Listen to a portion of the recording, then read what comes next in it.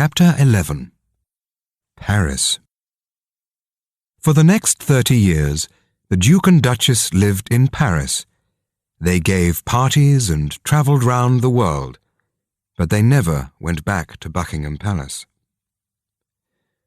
When King George died in 1952 and Queen Mary died in 1961, Edward returned to Windsor for a few days, but Wallis stayed in France.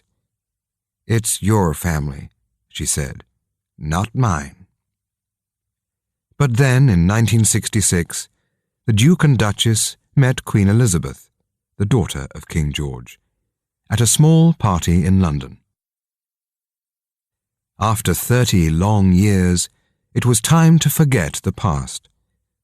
Elizabeth kissed the Duchess and touched her arm. Then she turned to the Duke and said, "Wallis is so beautiful, Uncle. I think you're a lucky man."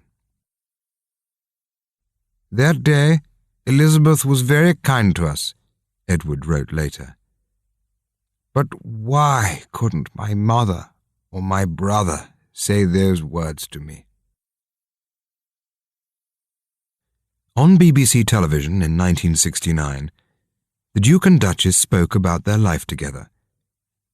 "Do you argue?" someone asked them. "No, not really," the Duchess replied. "But there's one thing about my husband that I really don't like. He is always late. It doesn't matter if he's meeting a queen, a president, or a film star. He can never arrive on time. I don't know why. I have tried to change him, but it's just not possible." The Duke smiled and touched her hand. "I know that I'm often late," he said, "but on our wedding day, I arrived at the church 20 minutes before you. I was early and you were late." "Yes, that's true," the Duchess said, and they both laughed. "You could see real love in their eyes," one newspaper wrote. They were on television, but they forgot about the cameras and the millions of people who were watching. They were just two people in love. The Duchess was famous for her jewelry.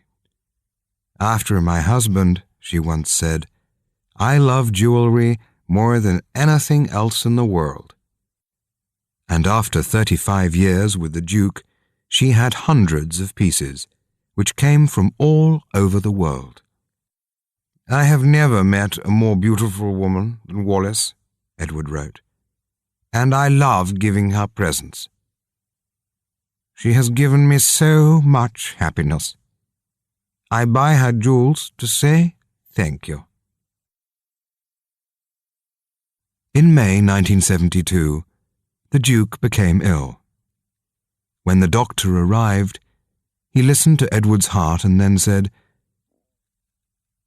"How many cigarettes do you have a day, sir?" "About 40 or 50, the Duke replied. "But please don't ask me to stop. I've smoked for 60 years, and I cannot change now."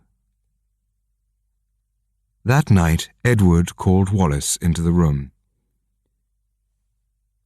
"I feel very tired," he said, "and I'm afraid. I love you. I have been very happy with you. And you have been a wonderful wife. When I die, I want you to take my body back to Windsor. Will you do that for me?" "Yes, of course," she said, and they both began to cry. The Duke of Windsor died 1 hour later with Wallis by his side.